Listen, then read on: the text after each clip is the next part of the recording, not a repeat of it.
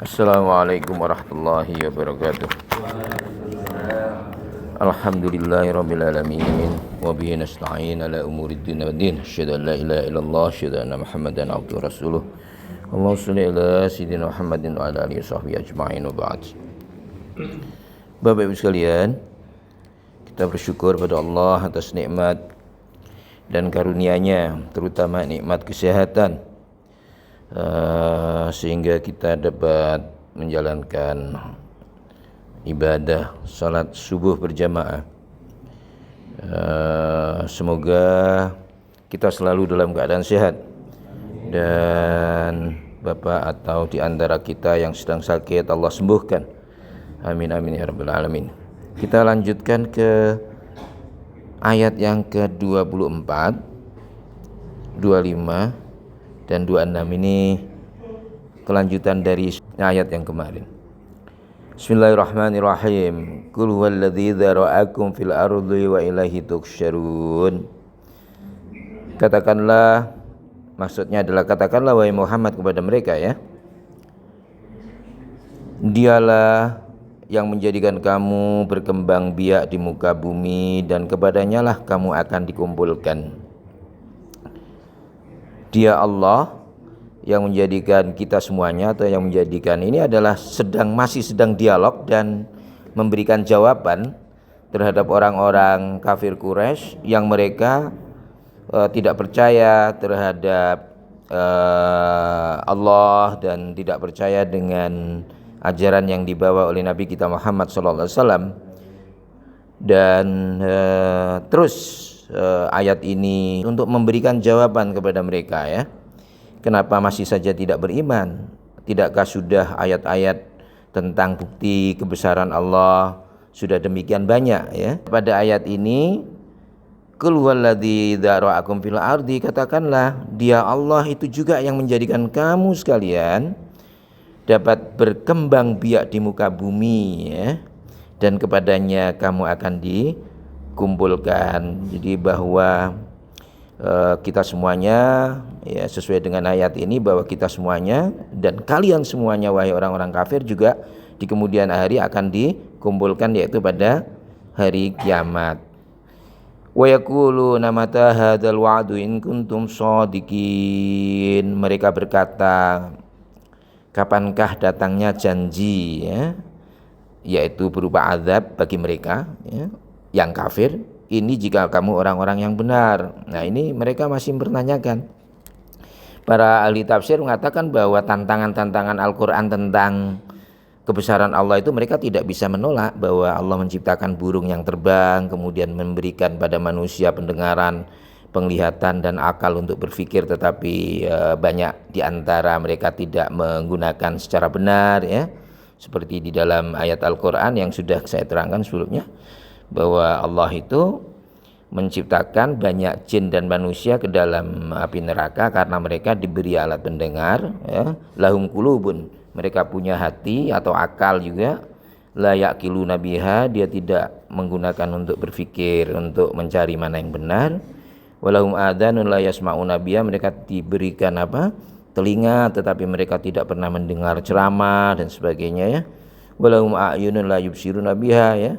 Mereka punya mata, diberi mata, tapi mereka tidak menggunakan untuk melihat, menganalisis, ya, tentang kebesaran Tuhan. Ulaika kal an'am, orang-orang yang tidak menggunakan itu semuanya dikatakan oleh Al-Quran di surat Al-A'raf 179, kal an'am, seperti binatang.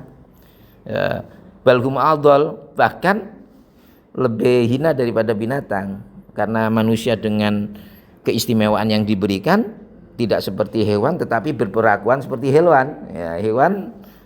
Maka ketika kita tidak menggunakan keistimewaan yang diberikan, kata Al-Quran, balhum adol, bahwa mereka itu justru lebih hina daripada hewan tersebut. Nah, itu pernyataan Al-Quran, ya. Nah, ini orang-orang yang ini, yang sedemikian rupa, orang yang tidak mau menggunakan tadi media-media ilmu pengetahuan yang diberikan kepada Allah kepada mereka untuk berpikir tentang ayat-ayat dan tanda kekuasaan Allah dan mempercayai hari kiamat, mereka masih ngeyel. Untuk hal yang ini, ya, mereka menanyakan, ya, mereka berkata, kapan itu datangnya hari yang dijanjikan itu? Hadzal wa'du, al-wa'du itu ada orang yang mengatakan al-wa'du itu adalah janji yang baik, dan itu khusus untuk orang-orang yang beriman. Tetapi di dalam ayat Al-Quran di banyak tempat kata bahasa Arab al-wa'id. Jadi al-wa'du itu janji yang positif, al-wa'id itu adalah janji yang negatif. Negatif yaitu siksa dan sebagainya, ya. Siksa untuk orang-orang yang tidak beriman. Nah, mereka ini menanyakan kapan itu. Mereka tidak percaya, masih belum bisa mempercayai tentang akan adanya hari kiamat, yang di dalam hari kiamat nanti akan ada, setelah itu akan ada kehidupan, ya, akhirat, ya. Itu sulit bagi mereka untuk mempercayai itu. Seperti halnya orang-orang di zaman sekarang, masih banyak yang sedemikian, yang di dalam Al-Quran disebutkan sebagai ad-dahriyun, ya, mereka adalah orang yang materialis, yang percaya hidup adalah yang ini, siklus kehidupan ya sudah, lahir, hidup, mati, ya, demikian berselang dari satu generasi ke generasi lain, ya. Tapi film-film sudah banyak tentang kiamat dan sebagainya, ya kan. Tapi ya berakhir gitu saja bagi mereka, bahwa mungkin saja itu terjadi gitu ya bagi mereka. Tapi mereka tidak percaya bahwa akan ada kehidupan lain yang sifatnya adalah konsekuensi daripada amalan yang kita lakukan pada hari ini, gitu. Nah, apa jawaban Rasulullah? Apa jawaban Allah yang diajarkan kepada Rasulullah? Qul innamal ilmu indallah wa innama ana nadhirum mubin. Katakanlah hai Muhammad kepada mereka, sesungguhnya ilmu tentang hari kiamat itu hanya ada pada Allah. Aku hanyalah seorang pemberi peringatan yang jelas. Nah, ini menunjukkan bahwa misi Nabi kita Muhammad SAW, ya, adalah untuk memberikan peringatan, an-nadhir, ya, peringatan-peringatan, demikian al-busyra atau basyir, ya, basyira wa nadhira. Misi Rasulullah itu dua, basyira wa nadhira. Basyir itu adalah memberi kabar gembira kepada orang-orang yang beriman bahwa akan mendapatkan surga dan kebahagiaan. Wa nadhir, nadhir adalah pemberi peringatan bagi orang-orang yang ingkar, dia akan mendapatkan siksa dan neraka dan sebagainya. Nah, misi Rasulullah ini sampai Rasulullah sendiri itu, ya, terhadap barang gaib ini tentang kapan terjadinya hari kiamat itu pun dikatakan, difirmankan oleh Allah untuk mengatakan pada mereka bahwa ilmu tentang kapan terjadinya hari kiamat itu ada pada Allah, dan Nabi kita Muhammad pun tidak tahu kapan itu akan terjadi. Dari berbagai hadis, demikian juga beberapa ayat yang mengisyaratkan tentang tanda-tanda kiamat. Ulama kemudian menyimpulkan beberapa tanda-tanda. Jadi ada tanda-tanda kiamat, ya.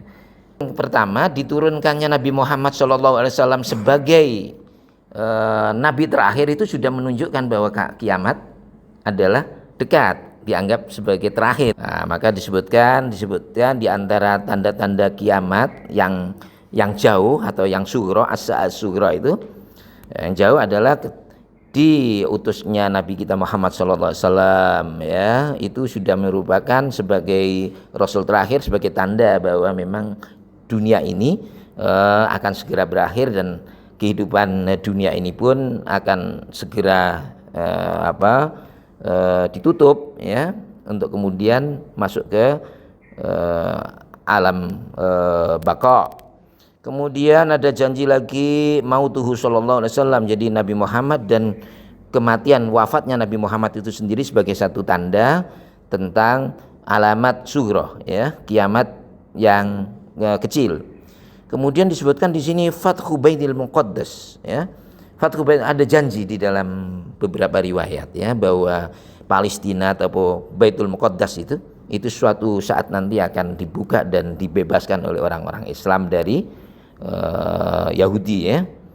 Nah, kita sampai hari ini, ya, masih terus menyaksikan bagaimana orang-orang Israel Yahudi, ya, membunuh secara brutal dan sebagainya, dan kita orang Islam hanya bisa berdoa, ya. Dan di musola ini ada sebagian Pak Teguh atau saya, ya, masih berusaha untuk sebisanya untuk berdoa. Itu namanya doa kunut nazilah ya, fik untuk mendoakan keselamatan umat Islam yang dalam keadaan tersiksa, terjajah atau mengalami peristiwa seperti wabah, penyakit dan sebagainya ya, itu.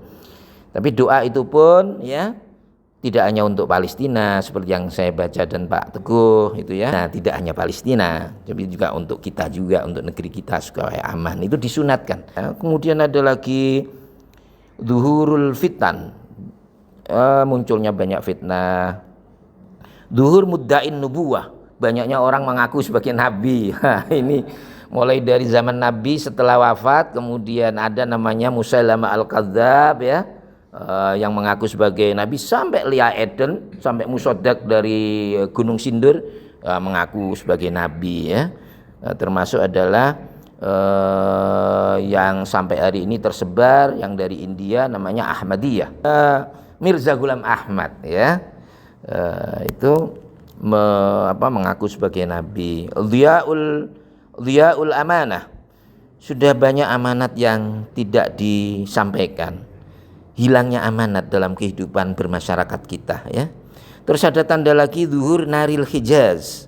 Ini dalam banyak riwayat disebutkan bahwa keluarnya api di negeri Hijaz. Ini pernah peristiwa itu ternyata terjadi ya kan? Terjadi besar ya, dan mungkin saja akan terjadi sebagai tanda.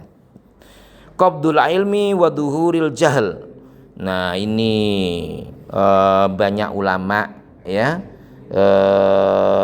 menipis, ulama-ulama dan ilmu-ilmu keagamaan tidak lagi disenangi ya, tidak lagi orang-orang mengagungkan ulamanya yang mereka adalah pemberi nasihat dalam ilmu-ilmu keagamaan ya. Dan terjadilah dengan demikian zuhurul jahl, kebodohan di antara masyarakat muslim sendiri terhadap agamanya. Ini termasuk tanda-tanda yang tanda-tanda kiamat sugro ya namanya, tanda kecil.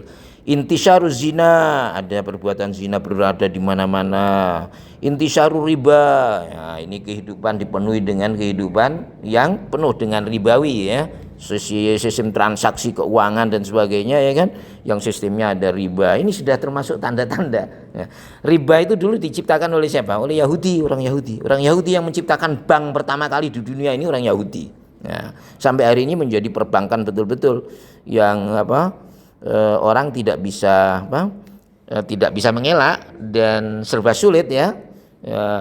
Buat beli rumah kalau nggak pakai bank nggak bisa ya kan. Tapi kalau pakai bank terjerat gitu kan, kita harus membayar 2 kali lipat dan sebagainya. Untuk membayar cash juga nggak bisa. Jadi kehidupan betul-betul sudah menjadi suatu keterpaksaan, tapi keterpaksaan yang sebenarnya itu adalah sesuatu yang sebenarnya kita sendiri tidak berkehendak ya kan.